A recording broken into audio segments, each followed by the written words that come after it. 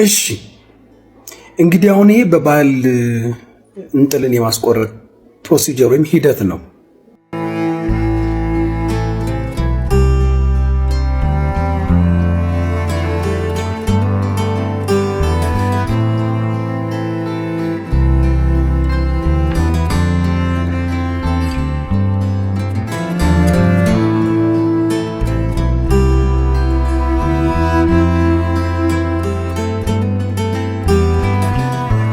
እሺ እንግዲህ አሁን ይሄ በባህል እንጥልን የማስቆረጥ ፕሮሲጀር ወይም ሂደት ነው።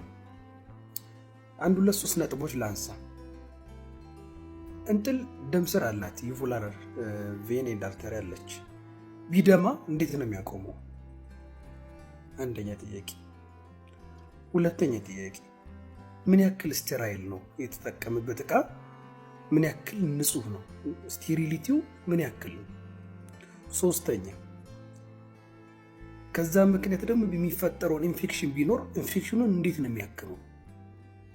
አራተኛ፣ ጥርሱ ቢወልቅስ ቢሰበርስ? ኦኬ አንዳንዴ ሊያጋጥም ይችላል፣ ህፃናት ናቸው፣ መልሶ ሊያድግ ይችላል። ግን እሺ ከዛስ? እኔ እንጃ። ሌላው ደግሞ ምንድነው እንጥልን መቁረጥ ጥቅሙ ምንድን ነው? ምን ማለት ምንም አይነት ሳይንሳዊ የሆነ ጥቅም የማይገኝበት ነገር ነው። ያው ለቶንሲል እንግዲህ ቶንሲል ሲያማቸው ተብሎ ነው በባህላዊ እንግዲህ እንጥል የሚቆረጠውና ይህ በጣም ክሬዚ እኔ በጣም ይገርመኛል አንዳንድ ጊዜና አስተሳሰባችን ማለት ነው።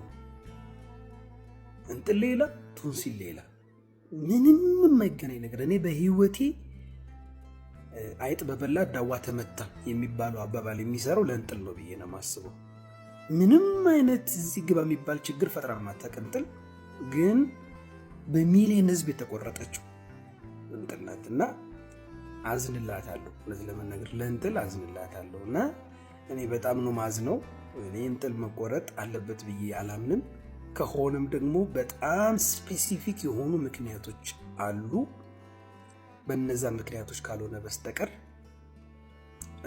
እንጥል መነሳት አለባት ብዬ አላስብም።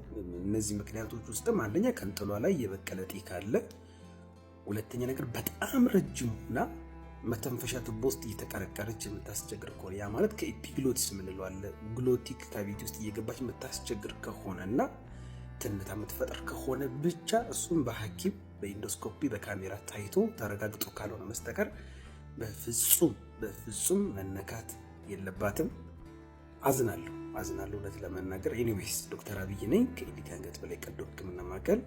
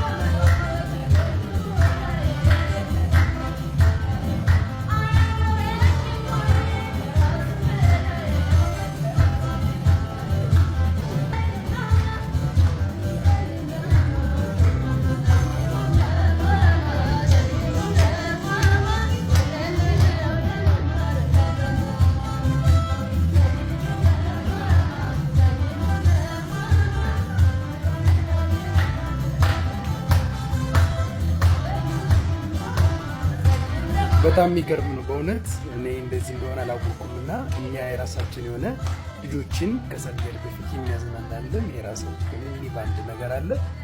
እዛ መሀል ላይ እንግዲህ ቲክቶክ ላይ ተለቃ አንድ ቪዲዮ አይቼ ነው እና የሆኑ ወላጆች እንግዲህ እንደምታዩት የሚገርም ድምፅ ያላት እናት ናት። ደስ ነው ያለኝ በጣም እና እንግዲህ እንዴት በሁሉም የሚሆን ነው ማለት ነው። አያችሁ አላማው ይሄ ነው። ታካሚዎች ደስተኞች ናቸው። የተዘሉ የሚታከሙት እግዚአብሔር ይመስገን። በጣም ነው የማመሰግነው። በጣም ወዳችሁ ድምፅሽ በጣም የሚገርም ነው።